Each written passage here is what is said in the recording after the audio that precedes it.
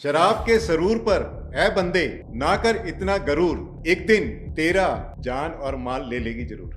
अरे बाबा रे।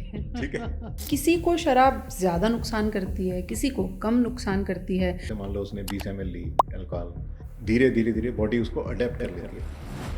ये टॉलरेंस बढ़ने का ये मतलब नहीं है कि हमारा नुकसान नहीं हो रहा, नुकसान तो है ही नहीं। शराब क्या कैंसर की भी वजह बन सकती है? शराब हमारे शरीर में जाती है तो पहले जो है वो मुंह में जाती है, तो आंतों में जाके एब्जॉर्ब होने लगती है ब्लड के अंदर, और वो फिर लीवर में जाती है। कुछ पेन किलर्स का अगर हम एग्जांपल हाँ, लें, हाँ, yes। जब वो आपकी बॉडी में जाती हैं तो भी क्या लिवर में यही प्रोसेस होता है? जब इस तरह की कोई भी टॉक्सिक सब्सटेंस जा रहा है, जब वो हैंडल नहीं कर पाता तो लीवर को खुद नुकसान होने लगता है। आप कुछ टिप्स देना चाहेंगे जो लोग छोड़ना चाहते हो पर छोड़ ना पा रहे हो? अगर मान लो आपको लत लगी गई है तो आप कोशिश करिए ऑल्टरनेटिव ढूंढने की। क्या आपके टेस्ट ऐसा बता देंगे कि हाँ अल्कोहल और सिगरेट काफ़ी किया होगा तभी ये हालत है मरीज की? उसके लंग्स के एयर चैम्बर्स होते हैं वो टूटने लगते हैं, तो उससे लंग्स की सांस लेने की कैपेसिटी कम हो जाती है। ऐसी मेडिसिन आती हैं जो शराब छुड़वा सकती हैं? ऐसी मेडिसिन भी आती हैं जो शराब को छुड़वाए भी देती हैं। अगर वो शराब के साथ ले लो तो बहुत ज़्यादा रिएक्शन हो जाता है, तो आदमी अपने आप ही अवर्स हो जाता है कि वो चाहता है कि मैं छोड़ दूँ शराब।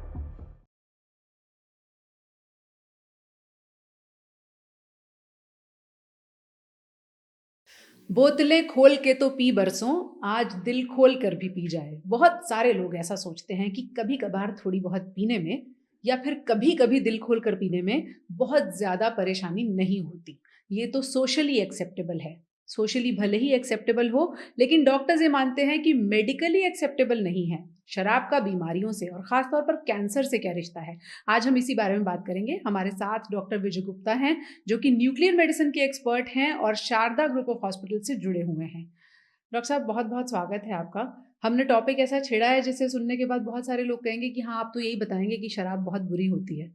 तो हम पहले वहाँ से शुरू करते हैं। जब एक ज़माने में WHO ये कहता था कि 30 ml लेने में कोई नुकसान नहीं होता, तो वो 30 ml से हम नुकसान पर कैसे पहुँच गए हैं? क्या हमें ऐसा एविडेंस ने बताया, मरीजों के हालात ने बताया, कैसे ये हुआ कि शराब बिल्कुल नो है? देखिए, जो रिसर्च होती है एक डायनेमिक प्रोसेस होता है। आपको जैसे जैसे एविडेंस मिलते जाते हैं आप अपनी नॉलेज को एडवांस करते जाते हैं।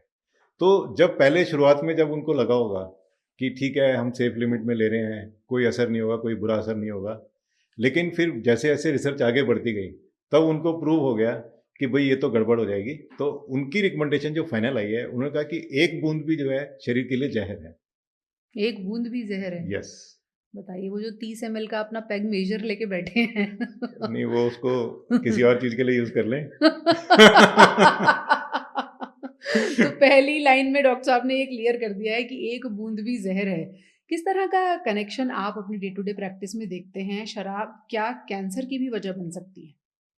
देखिए, ये जो एक शरीर है, अगर हम उसको सिंप्लीफाइड तरीके से लें तो जैसे हम शराब हमारे शरीर में जाती है तो पहले जो है वो मुंह में जाती है, और उसके बाद ईसोफेगस में जाती है, ईसोफेगस के बाद स्टमक में जाती है, फिर स्टमक के बाद वो आंतों में जाके एब्जॉर्ब होने लगती है ब्लड के अंदर, और वो फिर लीवर में जाती है, और लीवर में जाके उसका जो केमिकल फॉर्म होती है वो चेंज होती है, जिसको बॉडी बोलती है डिटॉक्सिफिकेशन कर रहे हैं, क्योंकि this is a foreign material in the body. तो उसको जब वो डिटॉक्सिफाई करती है तो उस प्रोसेस में कुछ ऐसे केमिकल भी प्रोड्यूस होते हैं जो बॉडी के लिए हार्मफुल होते हैं। तो उससे जो है लीवर के सेल धीरे धीरे डैमेज होने लगते हैं, और जब वो डैमेज होते हैं तो वो आसपास की अपनी ब्लड वेसल्स को ब्लॉक कर देते हैं, जिसके वजह से क्या होता है, जो मतलब जो उसमें जब डैमेज होते हैं तो जब वो डैमेज का रिपेयर होता है तो नोड्यूल्स बनने शुरू हो जाते हैं, और वो जो नोड्यूल्स होते हैं वही ब्लड वेसल्स को ब्लॉक कर देते हैं, जिसकी वजह से लीवर के अंदर जब ब्लड आ रहा होता है बॉडी के पार्ट से तो वो रुकने लगता है, और उसकी वजह से वो बैक फ्लो हो जाता है, और वो बैक फ्लो होने से बॉडी में कई जगह पे जो है, जो वहाँ पे जो वेन्स होती हैं या ब्लड वेसल्स होती हैं वो डायलेट होने लगती हैं, और उसकी वजह से हम जिसको बोलते हैं वेरिसिस, तो वेरिसिस बनती है। हाँ, वेरिसिस जो बनती है, क्या उसको लोग कैसे समझें? वेरिसिस बनना मतलब क्या होता है? वेरिसिस को हम इस तरह समझा सकते हैं, जैसे आप समझ लीजिए कि जैसे आपकी 4 उंगलियां हैं, ठीक है, इसका एक डायमीटर है, ठीक है, ये ब्लड वेसल का एक डायमीटर, नेचुरल डायमीटर ये वाला है।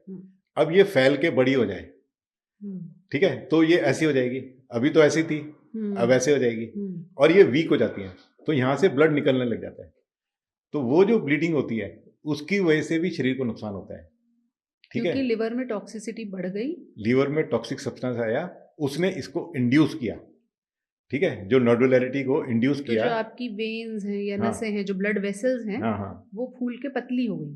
फूल गई, फैलने से पतली हो गई, और हाँ, वहां से ब्लीडिंग के चांसेस बढ़ गए। जो अपने आप में बीमारी का संकेत है। यस। ये जो डॉक्टर साहब आपने, मैं थोड़ा सा डिटोर ले रही हूँ, जो आपने ये चीज़ समझाई है कि हाँ लिवर जब किसी भी चीज़ को डिटॉक्सिफाई करता है, उस प्रोसेस में लिवर को नुकसान होता है। देखिए, हर चीज में नुकसान नहीं होता, हम्म, कुछ चीजों में नुकसान होता है, जो जिसमें टॉक्सिक चीज़ें हाँ, अगर, जिसमें से अल्कोहल भी एक है। क्योंकि अल्कोहल तो एक टॉक्सिक सब्सटेंस है, इसमें तो कोई हाँ हाँ दो हाँ राय है नहीं। हाँ हाँ तो अगर कोई भी टॉक्सिक सब्सटेंस, जैसे कुछ पेन किलर्स का अगर हम एग्जांपल हाँ लें, हाँ हाँ, जब यस। वो आपकी बॉडी में जाती हैं तो भी क्या लिवर में यही प्रोसेस होता है? देखिए, लीवर जो है हमारे, हम ये कहेंगे कि लीवर हमारे लिए एक वरदान है। हम्म, ठीक है, ये शरीर में मतलब प्रकृति ने हमें एक ऐसी चीज दी है जो हमारे शरीर में नुकसानदेह चीजें पहुंचती हैं, उनको वो डिटॉक्सिफाई करता है। हम्म, ठीक है, और जो हमारी बॉडी में रोजमर्रा भी जो हम खाना खाते हैं या कोई भी केमिकल प्रोड्यूस होते हैं, उनको भी डिटॉक्सिफाई करता है। तो वो उसको इस तरह का बना देता है कि वो यूरिन में निकल पाए। तो कुछ सब्सटेंसेस को वो सिक्रीट भी करता है, जैसे हमारा बाइल जूस बनता है, उसमें भी जाके वो जो है बाइल जूस में जाके इंटेस्टाइन में निकल जाते हैं और स्टूल से बाहर आ जाता है। तो लीवर का काम डिटॉक्सिफिकेशन सबसे बड़ा इंपॉर्टेंट काम है। इसके अलावा जो और भी बहुत अच्छे काम करते हैं, जैसे एनर्जी को स्टोर करता है, ग्लाइकोजन की फॉर्म में यूज़ करते हैं। तो उसमें क्या होता है कि जैसे हम खाना दिन में 2-3 बार ही खाते हैं, तो बाकी टाइम जो एनर्जी चाहिए होती है वो लीवर से आती है। तो ग्लाइकोजन जो होता है उससे धीरे धीरे हमें एनर्जी मिलती है। उसके अलावा जो लीवर है उसके जो मतलब कुछ ऐसे भी तत्व बनाता है जो बॉडी के लिए यूजफुल होते हैं। ठीक है, तो अब यह है कि जो लीवर है, जब इस तरह की कोई भी टॉक्सिक सब्सटेंस जा रहा है, अगर वो उसको हैंडल कर लेता है तो बहुत ही अच्छा है। जब वो हैंडल नहीं कर पाता तो लीवर को खुद नुकसान होने लगता है। तो लीवर जो अपना काम है वो भी रुक जाता है। इसीलिए लिवर को शरीर का मैनेजर कहा जाता है। जैसे डॉक्टर साहब ने बताया, वो बहुत सारी चीज़ें कर रहा है। आपको एनर्जी देने के लिए उसमें एनर्जी स्टोर भी हो रही है, टॉक्सिसिटी से बचाने के लिए भी वो काम कर रहा है, और भी बहुत सारे काम कर रहा है। ऐसे भी हार्मोन्स होते हैं जो शरीर को पतला करने के लिए काम आते हैं। आजकल तो उनकी दवाएं बन रही हैं, वो भी कहीं ना कहीं लिवर में एंजाइम्स के थ्रू प्रोड्यूस होते हैं। तो कितनी अहमियत है लीवर की, वो आपने ज़रूर समझाया। अब डॉक्टर साहब, इसी से मैं ये सवाल पूछना चाहूँगी कि किसी को शराब ज़्यादा नुकसान करती है, किसी को कम नुकसान करती है, किसी को जल्दी चढ़ जाती है, किसी को कम चढ़ती है, तो क्या ये लिवर पर डिपेंड करता है कि वो कैसे उसको हैंडल कर रहा है? नहीं, ऐसा नहीं है। ये शरीर की अपनी एक टॉलरेंस होती है। ठीक है, कि किसी को कम अमाउंट में ही ज़्यादा असर आ जाता है। ठीक है, एब्जॉर्प्शन अगर फास्ट होगी तो भी फर्क पड़ जाएगा। कुछ लोग क्या करते हैं, उसकी एब्जॉर्प्शन स्लो करने के लिए थोड़ा फैट खा लेते हैं। ठीक है, फैटी चीज़ें ले लेते हैं। तो ये बेसिकली हर व्यक्ति की टॉलरेंस पर भी निर्भर करता है। और फिर क्या होता है, जैसे कोई व्यक्ति किसी मात्रा में लेता है, जैसे मान लो उसने 20 ml ली अल्कोहल, फिर धीरे धीरे धीरे बॉडी उसको अडेप्ट कर लेती है। अगली बार वो 30 लेगा तो भी बॉडी उतना ही रिस्पॉन्स करेगी जितना 20 पे कर रही थी। इसका मतलब उसकी टॉलरेंस हो गई है।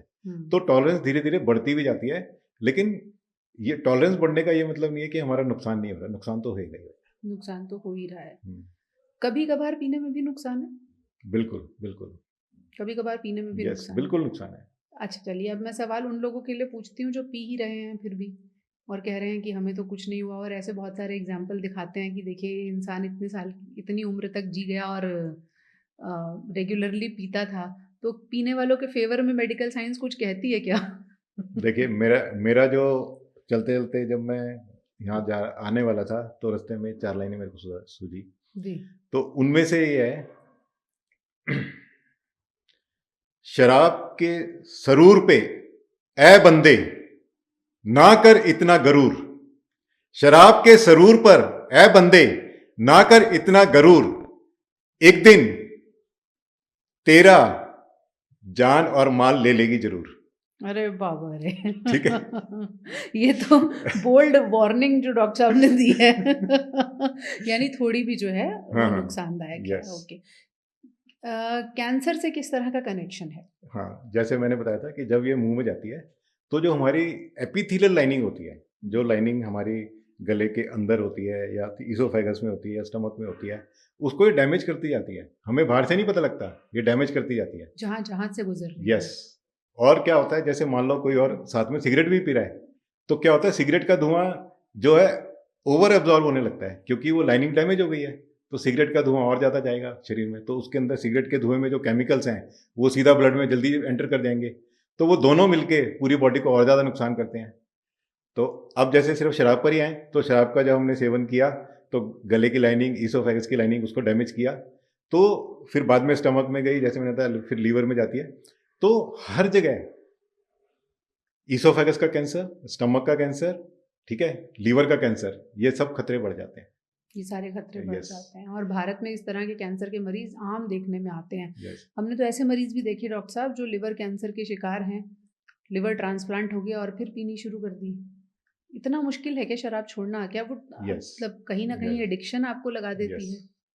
एक्चुअली सबसे बड़ी जो हमारी जो समस्या है वो यही है कि जो शराब एक बार पीना शुरू करता है व्यक्ति, तो धीरे धीरे उसको लत लग जाती है और वो छोड़ नहीं पाता।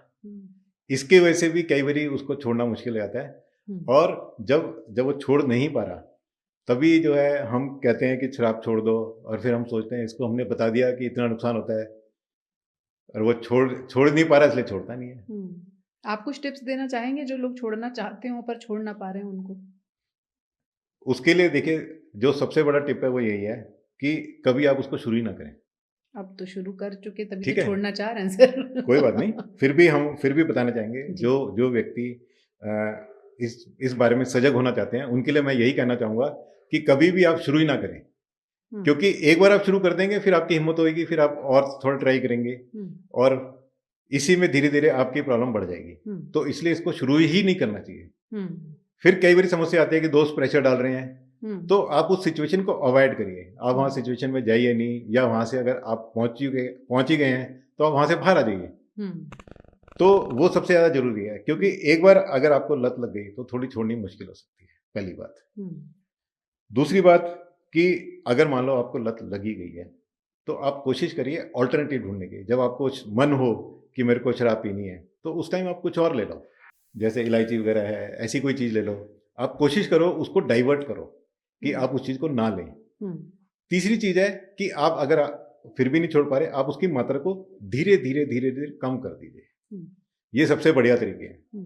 और फिर भी आप मजबूर हैं, फिर हो सकता है कि आपको डॉक्टरी सलाह की जरूरत पड़े, फिर आपको जो है छुड़वाने के लिए कोई मेडिसिन वगैरह लेनी पड़े, या आपको नशा मुक्ति केंद्र में जाना पड़े। ऐसी मेडिसिन आती हैं जो शराब छुड़वा सकती हैं? यस, ऐसी मेडिसिन भी आती हैं जो शराब को छुड़वाए भी देती हैं, और कुछ ऐसी मेडिसिन भी बनाई गई हैं कि जैसे डाइसल्फिराम करके मेडिसिन होती है, उसका ये होता है कि अगर वो शराब के साथ ले लो तो बहुत ज़्यादा रिएक्शन हो जाता है, तो आदमी अपने आप ही अवर्स हो जाता है कि वो चाहता है कि मैं छोड़ दूँ शराब। अच्छा, हाँ, ये तो सीक्रेट टिप हुआ डॉक्टर्स का कि ऐसी दवा खिला दो कि फिर पीने का मन ना करे। यस, तो देखिए उसका फायदा ही तो कर रहे हैं।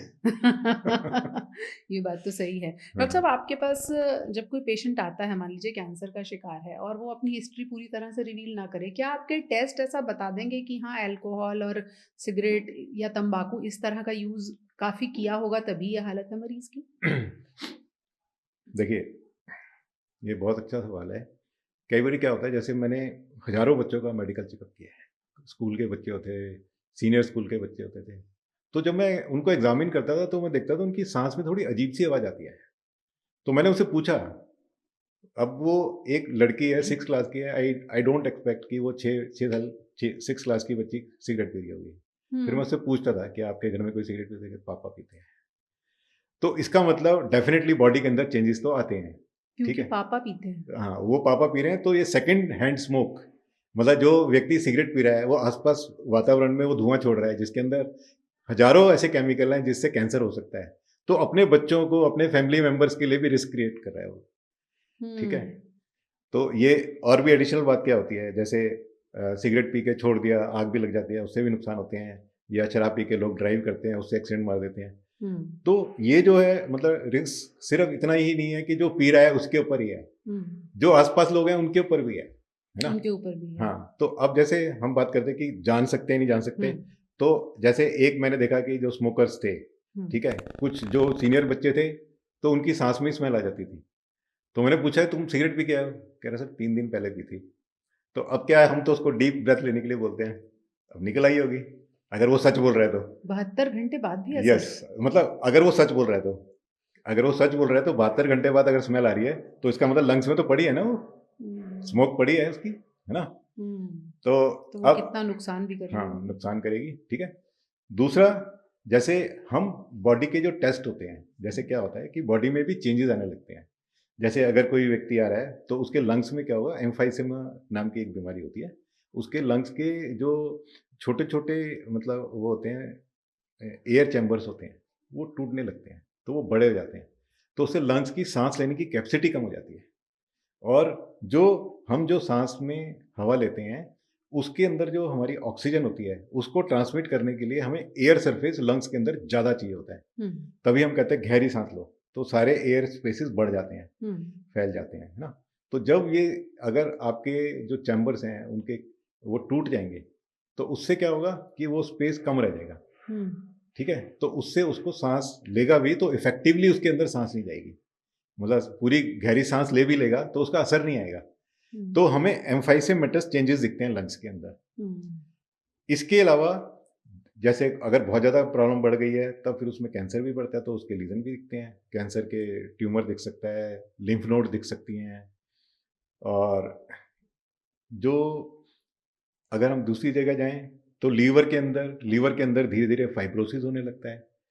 तो उसकी स्टेजेस होती हैं, स्टेज 1 2 3। तो अब जो लीवर में जो फाइब्रोसिस, उसमें छोटे छोटे नोड्यूल्स बनते हैं, माइक्रो, फिर वो मैक्रो बन जाते हैं, फिर वो लीवर पूरा अच्छी तरह, उसमें कैंसर बन सकता है।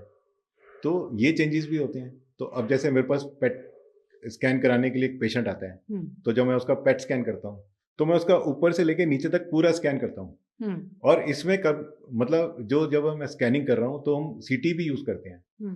तो सीटी स्कैन जब उसका साथ चलता है तो समझ लो 8 सीटी स्कैन एक बार में उसकी पूरी बॉडी के हो जाते हैं, कि यहाँ का ब्रेन का हो गया, फिर फेस का हो गया, फिर यहाँ पे आपका नेक, चेस्ट, अपर अब्डामन, लोअर अब्डामन, पेल्विस। तो इस तरह उसके 7-8 सीटी स्कैन एक ही बार में हो जाते हैं। तो हमें तो पूरी बॉडी दिखती है, तो हम देखते हैं कि लंग्स में चेंजेस आ गए, लीवर में चेंजेस आ गए। पेट स्कैन इतना माइन्यूटली बता देता है। हाँ, दिखा देता है। डॉक्टर साहब, आपकी जो फील्ड है न्यूक्लियर मेडिसिन, हाँ उससे जुड़े एक दो सवाल मैं पूछ लेती हूँ कि ये किस तरह से इसका इस्तेमाल होता है मेडिकल फील्ड में, कैंसर हो या दूसरी फील्ड हो, ये क्या बताती है और किस लिए इस्तेमाल में आती है? देखिए, न्यूक्लियर मेडिसिन में जो हम मेडिसिन यूज़ करते हैं, जैसे न्यूक्लियर शब्द है, तो जो हमारी जो मेडिसिन होती है उसमें जो हम एलिमेंट्स यूज़ करते हैं, जो केमिकल यूज़ करते हैं, उसका जो न्यूक्लियस होता है वो रेडिएक्टिव होता है। रेडिएक्टिव का मतलब क्या होता है, उसमें से विशेष प्रकार की किरणें निकलती हैं। और वो किरणें जो है, अगर मतलब एक तो सिर्फ लाइट के रूप में हो सकती है, जो लाइट दिखती नहीं है लेकिन लाइट ही होती है जी। और दूसरा होता है पार्टिकल्स। तो जो पार्टिकल्स होते हैं वो तो हम थेरापी के लिए यूज़ करते हैं, और जो रेज होती हैं उनसे हम इमेजिंग करते हैं, क्योंकि रेज दूर तक जाती हैं। यानी न्यूक्लियर मेडिसिन टेस्ट भी कर रही है और इलाज भी कर रही है? कर सकती है, हाँ। अच्छा। वो डिपेंड करता है कि हम कौन से फॉर्म में उसको न्यूक्लियर मेडिसिन को यूज़ कर रहे हैं। अच्छा। हाँ, हाँ। तो जैसे अगर हमने ऐसी मेडिसिन यूज़ करी जिसमें से पार्टिकल निकल रहे हैं, अल्फा पार्टिकल, बीटा पार्टिकल, तो वो ट्रीटमेंट के काम आता है, कैंसर ट्रीटमेंट में यूज़ होता है उसका। और उसका सबसे बड़ा फ़ायदा ये होता है, जैसे और जो ट्रीटमेंट्स होती हैं, जैसे रेडियोथेरेपी है, जब वो बॉडी के शरीर मतलब बॉडी के अंदर जाती है, तो रास्ते में जो नॉर्मल टिश्यू होता है उसको भी अफेक्ट कर देती है। इसमें क्या होता है, ये हम मेडिसिन जो है अगर हम देते हैं तो सिर्फ वहीं जाती है जहाँ पे प्रॉब्लम है, तो जो आसपास के जो नॉर्मल टिश्यू है उसको अफेक्ट नहीं करती है। किन केसेस में न्यूक्लियर मेडिसिन का रोल रहता है? न्यूक्लियर मेडिसिन जो है, जैसे अगर किसी व्यक्ति का थायराइड है, उसके अंदर थायराइड ग्लैंड के अंदर अगर वो ज़्यादा काम कर रहा है, तब हम उसको यूज़ करते हैं। तो उसको थोड़ा वीक कर देते हैं ताकि वो नॉर्मल की साइड आ जाए। या किसी को थायराइड का कैंसर हो गया, तब हम कहते हैं कि आपका जो थायराइड का कैंसर हो गया है, तो जो ग्लैंड है उसको पूरा निकलवा दो। फिर हम आपको चेक करेंगे कि क्या ये बचा तो नहीं है, और क्या आपके शरीर में थायराइड का कैंसर कहीं फैल तो नहीं गया। अगर उस टेस्ट में पाया जाता है कि यहाँ पे थोड़ा बचा हुआ है या शरीर में फैल गया है, तो हम जैसे टेस्ट डोज जो है कम देते हैं, और जो थेरापी की डोज होती है वो ऑलमोस्ट मतलब 10 टू 20 टाइम्स तक होती है, या 50 टाइम्स तक हो सकती है, डिपेंडिंग ऑन कि लोकेशन कहाँ पे है। तो उतनी डोज हम पेशेंट को फिर देते हैं। बहुत सारे लोगों के अलग अलग बीमारी में न्यूक्लियर स्कैन किए जाते हैं। हाँ, तो उस दौरान उस पेशेंट को पहले से कुछ प्रिपेयर करना पड़ता है, बाद में कुछ एहतियात रखनी पड़ती है, किस तरह से पूरा प्रोसीजर होता है? ओके। बेसिकली न्यूक्लियर मेडिसिन एक फंक्शनल इमेजिंग है, तो वो फंक्शन को असेस कर रही है। तो अगर हमें फंक्शन को असेस करना है तो we should have some optimum preparation. Patient को ढंग से तैयार करना जरूरी है। तो कुछ केसेस में तो जैसे हम लोगों को कई बार पेशेंट को बोलना पड़ता है कि आप खाना नहीं खाएंगे, फास्टिंग रखेंगे, पानी ले सकते हैं, और फिर अब हम टेस्ट करते हैं। और कुछ केसेस में ब्लड शुगर कंट्रोल होनी चाहिए, कुछ केसेस के अंदर जैसे हम उसको शुरू में कोई जैसे मेडिसिन भी दे सकते हैं कि आप ये मेडिसिन लेके आइए, फिर हम आपका कल टेस्ट करेंगे। तो ये ऑर्गन टू ऑर्गन वेरी कर सकता है। अच्छा, और हाँ। इसमें कैसे ये टेस्ट किए, क्या इस्तेमाल करते हैं न्यूक्लियर स्कैन में? कुछ न्यूक्लियर मटेरियल है, क्या है? हाँ हाँ, जैसे मैंने आपको बताया था कि हम जो किरणें यूज करते हैं वो न्यूक्लियस से आ रही होती हैं। तो जी। जो हमारे एलिमेंट होते हैं वो जो न्यूक्लियर रेज छोड़ रहे होते हैं, जिसको हम गामा रेज बोलते हैं, तो जो गामा रेज को जो वो छोड़ रहे होते हैं उन्हीं केमिकल्स को यूज करते हैं। तो उनमें से जो सबसे ज्यादा यूज होने वाले केमिकल हैं, फ्लोरीन 18 है, F18 शॉर्ट में बोलते हैं। फिर है टेक्नीशियम 99M, जिसको TC99M भी बोल देते हैं। अब क्या होता है, अगर मैं TC99M को बॉडी में छोड़ दूं तो वो लिमिटेड जगह पे जाएगा, जैसे थायराइड में चला जाएगा, थोड़ा किडनी में दिख जाएगा, थोड़ा स्टमक में चला जाएगा। लेकिन अब अगर मैं किसी और ऑर्गन की इमेजिंग करना चाहूँ, मैं चाहूँ हार्ट की इमेजिंग कर लूँ, या मैं चाहूँ लंग्स की इमेजिंग कर लूँ, मैं चाहूँ बोन्स की इमेजिंग कर लूँ, तब मेरे को ऐसा करना पड़ेगा कि उसको डायरेक्ट करना पड़ेगा कि वो वहीं जाए। तो उसके लिए हम क्या करते हैं कि जैसे एक ड्रग ले लेते हैं जो बोन में जा रही है, तो उसके साथ टेक्नीशियम को हम बाइंड कर देते हैं। तो वो ड्रग जब बोन के अंदर जाएगी तो टेक्नीशियम उसके साथ चला जाएगा, तो वो बोन का मेटाबॉलिज्म दिखा देगा। तो ऐसे ही हम हार्ट को इमेज कर रहे हैं, तो हम ऐसी दवाई लेंगे जो हार्ट में जाएगी। तो हार्ट में जाएगी तो उसके साथ जब टेक्नीशियम अंदर हार्ट में पहुंचेगा तो वहां से किरणें निकलेंगी, तो हमें पता लग जाएगा हार्ट का फंक्शन कैसे है। ऐसे ही ब्रेन के लिए तो हम डिफरेंट ऑर्गन की स्पेसिफिक दवाई बनाते हैं और उसलिए हम उस ऑर्गन को स्टडी कर पाते हैं।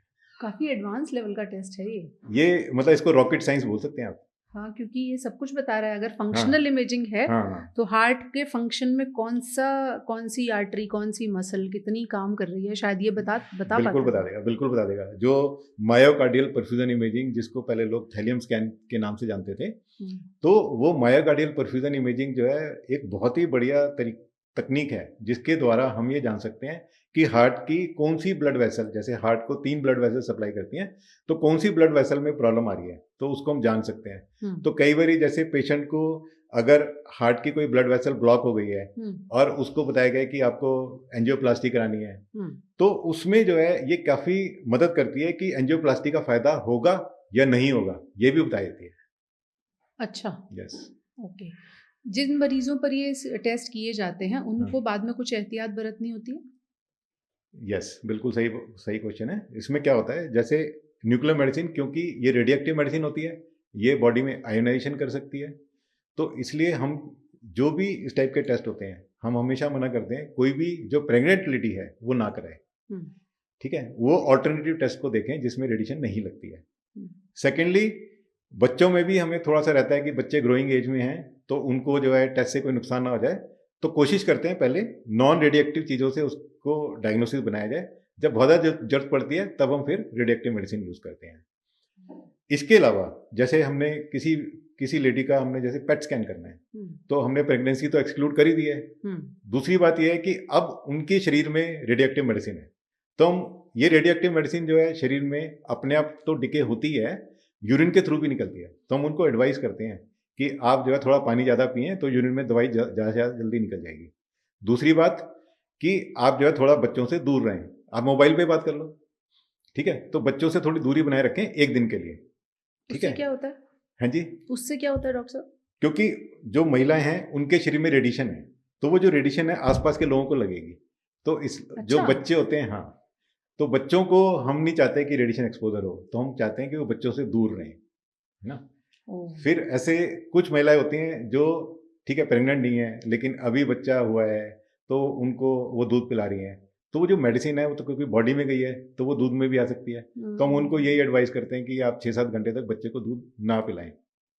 ओके, तो ये ऐसे टेस्ट हैं जिनके बारे में हम आपको बता रहे हैं जो इतने एडवांस लेवल के हैं, जैसे डॉक्टर विजय ने कहा कि रॉकेट साइंस आप इस टेस्ट को कह सकते हैं। किन एडवांस केसेस में इन टेस्ट का अब ज़्यादा यूज हो रहा है डॉक्टर साहब? बोन स्कैन में अगर मान लो किसी को कोई फ्रैक्चर हो जाए तो उसका जो असर है वो बहुत दिनों में दिख सकता है। यहाँ पे क्या होता है, बोन स्कैन में जो माइक्रो फ्रैक्चर होता है वो विद इन फ्यू आवर्स दिख जाएगा। अच्छा। तो इसी तरीके से जब इस चीज को देखा गया तो उन्होंने पाया कि जैसे किसी व्यक्ति को बोन में कैंसर चला गया तो एक्सरे में चेंज 6 महीने बाद आता है, तो 6 महीने पहले हम बता देते हैं, न्यूक्लियर मेडिसिन बताती है 6 महीने पहले कि आपका यहाँ पे कैंसर फैल गया है, तो इतनी सेंसिटिव है ये। ओके। तो फिर इसके अलावा जो इसका यूज है किडनी के लिए जैसे मैंने बताया था, किडनी के लिए बहुत ही बढ़िया चीज़ है। अगर किडनी का फंक्शन बहुत अच्छी तरह से स्टडी करना है तो हम इसको renal function test DTPA scan बोलते हैं। उसका कोई मतलब कोई कंपैरिजन नहीं है। कोई कंपैरिजन नहीं। किन केसेस में इसे यूज करते हैं किडनी में? देखिए, जैसे जो DTPA स्कैन है उससे हम किडनी का फंक्शन देखते हैं, इसको बोलते हैं ग्लोमेरुलर फिल्ट्रेशन रेट, GFR, वो पता लगता है। डिफरेंशियल रीनल फंक्शन पता लगता है कि दोनों किडनी में कोई फंक्शन में अंतर तो नहीं है, ठीक है। उसके अलावा उससे हम ये देख सकते हैं कि नीचे जैसे कोई ऑब्स्ट्रक्शन तो नहीं है किडनी के अंदर, कि कई बार क्या होता है कि किडनी में हाइड्रोनेफ्रोसिस हो जाता है, उसका पता लग सकता है। इसके अलावा कई बार बच्चों में जो प्रॉब्लम होती है वो ये होता है कि जो यूरिनरी ब्लैडर होता है उसका यूरिन वापस किडनी में आ जाता है। उससे क्या होता है, उनको यूरिनरी इन्फेक्शन हो जाता है, किडनी डैमेज हो जाती है। तो ये वो उसको भी डिटेक्ट करता है। इसके अलावा इसका ही एक और पार्ट होता है DMSA स्कैन। उसमें जो आपका किडनी का इन्फेक्शन हुआ है उससे कितनी डैमेज हुई है या कितनी रिकवरी हुई है उसके लिए यूज करते हैं DMSA स्कैन। शराब पीने से जो नुकसान हो जाए शरीर को या कैंसर तक पहुंच जाए मामला, उसमें कुछ मदद करता है? बिल्कुल करेगा। अच्छा, यस। इलाज के तौर पर या इमेजिंग के तौर पर? दोनों के तौर पर। तो पहली सलाह तो डॉक्टर विजय ने बहुत क्लियर दी है कि शराब बिल्कुल भी ना पिएं, क्योंकि एक बूंद भी जो है वो जहर के समान होती है और लिवर को बहुत मेहनत करनी पड़ती है उस जहर को आपकी बॉडी से बाहर निकालने में। उस प्रोसेस में थोड़ा या ज़्यादा नुकसान होना तय होता है। विश्व स्वास्थ्य संगठन ने कुछ साल पहले 30 ml को सेफ बताया था, लेकिन बीते सालों में ये क्लियर कर दिया है कि एक बूंद भी नुकसान करती है। इलाज के विकल्प ज़रूर मौजूद हैं, लेकिन उसमें शरीर को जितनी तकलीफ सहनी पड़ती है और इलाज की प्रक्रिया से गुजर कर जब तक इंसान भला चंगा होता है उस दौर से ना ही गुजरा जाए तो अच्छा है। Thank you so much doctor साहब, आपने बहुत सारी कठिन चीज़ों को आसान भाषा में समझाने की कोशिश की है और लोगों को एक बहुत क्लियर कट संदेश भी दिया है कि ना ही पिए तो फिर लत तक पहुंचने की नौबत ही नहीं आएगी। यस।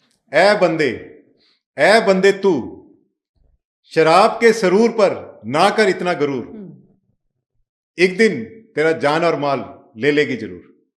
बहुत बड़ा संदेश छिपा है इसमें, समय रहते पहचानिए। धन्यवाद। ठीक, थैंक यू।